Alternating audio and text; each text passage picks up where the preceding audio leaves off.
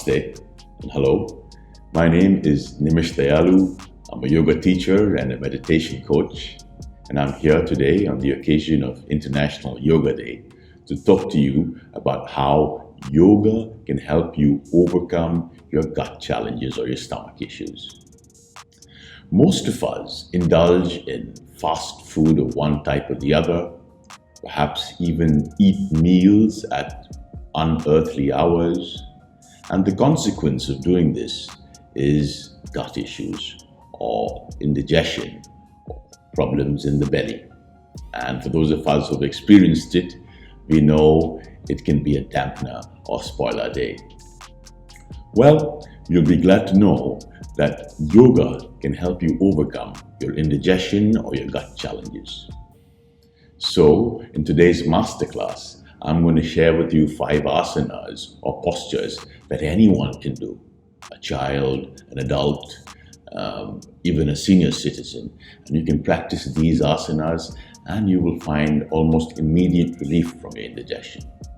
So without further ado, let's start off today's class. So let us start our practice today with the first asana. The first asana is called Vajrasana, the diamond pose or the adamant pose. Let us see how we can get into Vajrasana. So you need to sit down on your heels. You can take your buttock muscles, lift them up, take your hands, put them under the kneecap and move your skin forward, thereby enabling you to make almost complete contact with the mat. See the lower part, knee down, all the way up to the tip of your toes. Try and ensure that the maximum surface area meets with the mat or the carpet you're sitting on. It's very important that you don't slouch, right? We've gotten into the habit of slouching because we spend a lot of time on devices or computers, etc. This has made our shoulders sort of roll forward. Very important that we breathe well in the practice of yoga. So what we will do is we take our shoulders, just roll them back, take our hands, place them on our thighs, straighten our backbone, close our eyes, and take our focus inwards yet again. As we open up our shoulders and elongate our torso by lengthening our backbone, we create a lot of space within our torso. And as we create this space, this aids the digestion in our system. Right, so once you've spent about 2 or 3 minutes in this posture, we'll move to the next pose. And the next pose is called Balasana, or the child pose. On the child pose, the starting position is the same as Vajrasana or the diamond pose. We need to take a hand, inhale, go up, creating even more space within our torso, allowing more air in, and we move down and mobilize ourselves using our hip joint, which is a ball and socket joint, much like our shoulder joint. So we move down from here, slowly, taking our hands, putting it on the mat, bringing the head down slowly, and extending our arms forward. We remain in the child pose now for a couple of minutes before you slowly prop yourselves up. So now you disengage your arms, get them closer towards yourself. With the help of your arms, you get up, feeling relaxed. So now we are going to get into a third position. And the third position, it is called Pavanamuktasana, or the wind release pose. To get into the wind release pose, it's very important you gradually lie down onto your back. You can use your elbows to get down.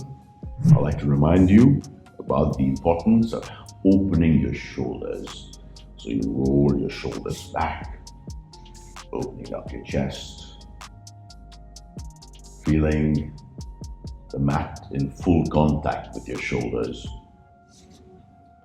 And exhaling, you slowly lift up your right knee and bring it to the chest, or as close to the chest as you can.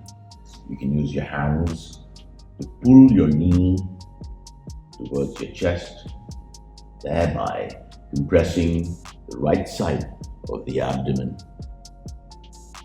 You can hold this position for about 10 seconds before releasing, and now bringing your left leg towards your chest. Release your left leg. And now what we'll do is bring both our knees up towards our chest. As we exhale,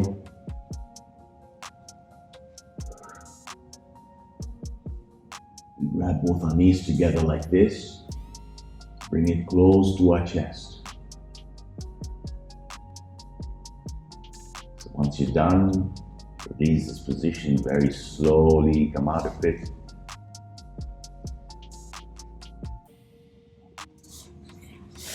Extend your body for a moment. Take your heels apart. Your hands facing towards the roof or the ceiling. Breathing from the abdomen. Nice and easy. Slow and relaxed. So now the next position that we will do is called the Setu, Bandha, Sarvangasana, or the bridge pose.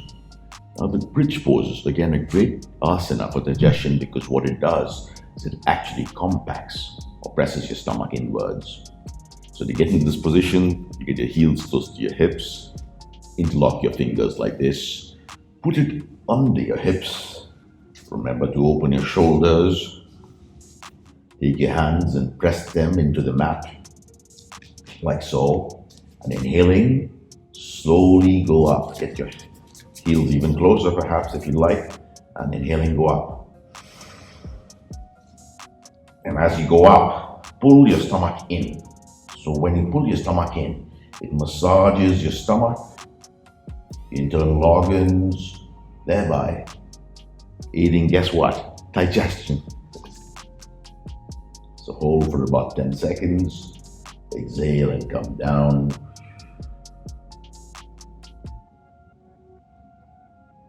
Inhale and go up again. And hold.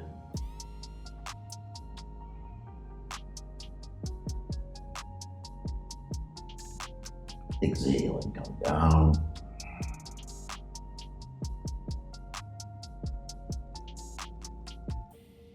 One final time, inhaling to go up.